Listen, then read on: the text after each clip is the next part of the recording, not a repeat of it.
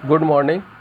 मैं Rajiv Dubey, department of history, intermediate, Jamshedpur cooperative college, Jamshedpur. इसके पहले हम लोगों ने देखा स्त्री संपत्ति पर स्त्री के अधिकार के संदर्भ में, जिसमें महाभारत का विशेष संदर्भ था। आज हम लोग देखते हैं महाभारत एवं साहित्यिक स्तोत्रों का उपयोग। साहित्यिक स्रोत, इतिहास के संदर्भ में अगर देखा जाए तो साहित्यिक स्तोत्र ज़्यादातर काव्य, कथा, नाटक इन्हीं सब रूपों में मिलते हैं। और कई चीज़ें नाटक तो नाटक ही होती है, वो प्रामाणिक होने की आवश्यकता नहीं होती है, परंतु इसका उपयोग तो मात्र पुरातात्विक साक्ष्यों के अनसुलझी गुत्थियों को सुलझाने में किया जाता है। मतलब नाटक है तो पुरातात्विक जो साक्ष्य हैं, उन साक्ष्यों को में जो बहुत सारी चीज़ें हैं जो हम लोगों से छुपी हुई है, या कुछ अनसुलझी ऐसी जो है जो सुलझी हुई नहीं है, यानी जिसको अभी तक हम लोग समझ नहीं पाए, वैसी चीज़ों को सुलझाने में उसका प्रयोग होता है। इसी प्रकार काव्य में कल्पना एवं सत्य का सम्मिश्रण रहता है। काव्य जो होता है उसमें कल्पना मतलब अपनी सोच के साथ साथ में सच्चाई को भी लेकर का मिश्रण किया जाता है, वो काव्य हो जाता है। एक इतिहासकार को पुरातात्विक स्रोतों की मदद लेकर सत्य को छांटना होता है। पुरातात्विक स्रोतों का मदद लेकर ही वो काव्य में से और नाटक वगैरह में से वो सच्चाई को बाहर निकालता है। सत्य क्या है उसको पता लगाता है और उसको प्रमाणित करता है कि हाँ, ये घटना हुई थी, इस समय ये घटना हुई थी, ये सत्य है। तो इसके लिए साहित्यिक स्तोत्र के साथ में पुरातात्विक स्रोत की भी मदद ली जाती है। एक इतिहासकार के लिए यह बहुत ही, चूँकि इतिहास जो होता है वो प्रामाणिक होता है, और उस प्रामाणिक चीज़ को रखने के लिए, उसकी सत्यता को साबित करने के लिए साहित्यिक स्रोत के साथ साथ पुरातात्विक स्रोत की भी मदद ली जाती है, ताकि इतिहासकार जब अपनी बात को रखे, इतिहासकार जब अपने इतिहास को जो संबंधित चीज़ों के बारे में बताए, तो वह प्रामाणिक रूप से हो, उसकी सत्यता पर कोई उंगली ना उठा पाए। ये होता है, इसलिए साहित्यिक स्रोत के साथ में पुरातात्विक स्रोत की भी मदद ली जाती है। जब एक ही तथ्य के एक साथ कई ग्रंथों में मिलता है एवं पुरातात्विक स्रोतों से उसकी पुष्टि होती है, तभी इतिहासकार उसे ऐतिहासिक तथ्य मानता है। कई ऐसी चीज़ें होती हैं जो एक साथ कई ग्रंथों में मिलता है, तो उसे पुरातात्विक, और उसकी पुष्टि भी पुरातात्विक स्रोत कहते हैं। अब जैसे उदाहरण के लिए रामायण में गंगा का वर्णन है जो भागीरथ ने लाया, महाभारत में भी गंगा का वर्णन है। तो हस्तिनापुर, कुरुक्षेत्र, मगध रामायण में भी वर्णन है, महाभारत में भी वर्णन है। तो और भी कई चीज़ें हैं जिसमें वर्णन है, तो ये सभी पुरातात्विक ऐतिहासिक स्रोत कहला जाएंगे, क्योंकि इनके साथ में, और ये पुरातात्विक रूप से प्रमाणित भी है। गंगा उस समय भी थी, रामायण के समय भी थी, महाभारत के समय भी गंगा थी, तो ये प्रमाणित होता है। इस तरह से ये सभी ऐतिहासिक तथ्य ही कहलाते हैं। तो ये प्रमाणित कर सकता है कि हाँ, ये सभी ऐतिहासिक तथ्य हैं, और इतिहासकार इन सभी प्रमाणों को मानकर, सत्य मानकर ही इतिहास लेखन में उसका उपयोग करता है।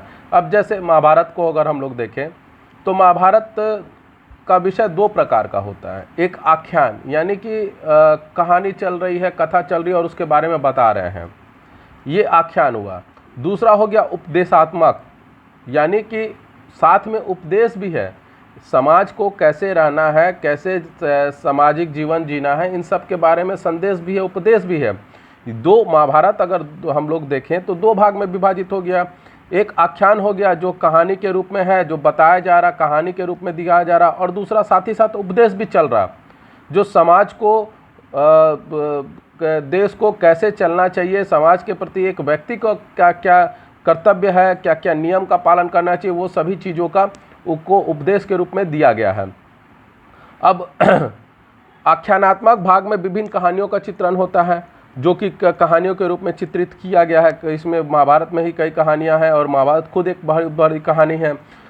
साथ में अब महाभारत में जो प्राप्त तथ्य मिले हैं, उनको अन्य प्राचीन ग्रंथों में से प्राप्त तथ्यों से मिलाकर देखा जाए तो अगर उसमें समानता मिलती है और मिली भी है, समानता मिली भी है, तो उन समानता जो मिली है वो वैज्ञानिक दृष्टिकोण से परीक्षण के उपरांत वो इतिहास लेखन में उपयोगी साबित होगी।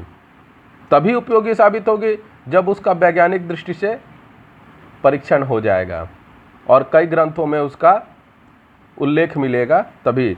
जैसे मनुस्मृति में विवाह के 8 प्रकार बताए गए हैं, और जो 8 प्रकार मनुस्मृति में बताए गए हैं वही 8 प्रकार के विवाह भीष्म पितामह ने महाभारत में बताए हैं। तो ये दोनों में समानता मिली, तो ये प्रमाणित होता है कि हाँ ये प्रक्रिया थी।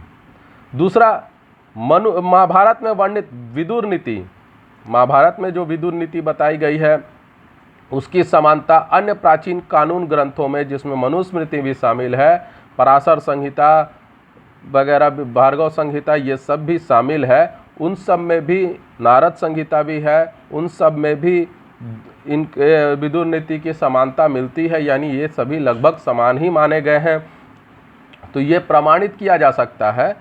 तो इस प्रकार अगर इतिहासकार अगर कोई इतिहास लिखता है तो ये सभी बिंदुओं पर बहुत ही खोज करके, रिसर्च करके, प्रमाण के साथ में, तथ्यों के साथ में तभी वो इतिहास लिखता है, नहीं तो इतिहास झूठा कहला जाएगा।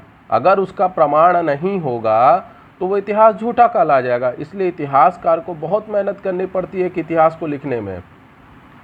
अब महाभारत के संदर्भ में ही अगर है तो बहुत सारे खोज किए होंगे, बहुत सारे तथ्यों पर देखे होंगे, समझे होंगे, प्रमाण उससे संबंधित जुटाए होंगे, तभी जाकर महाभारत से संबंधित इतिहास को लिखा गया होगा।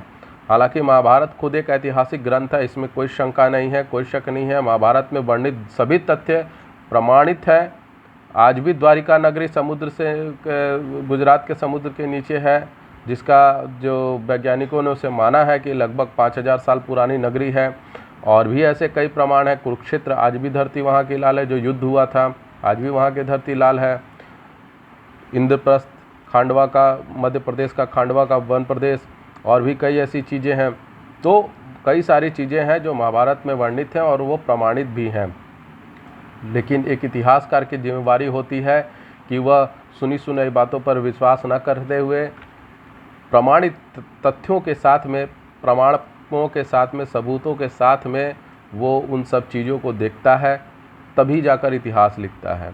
तो आज का ये वीडियो आपको कैसा लगा, जो महाभारत एवं साहित्यिक स्तोत्रों के संदर्भ में था? लाइक करें, कमेंट करें, शेयर करें, ज़्यादा से ज़्यादा मात्रा में सब्सक्राइब करें। धन्यवाद।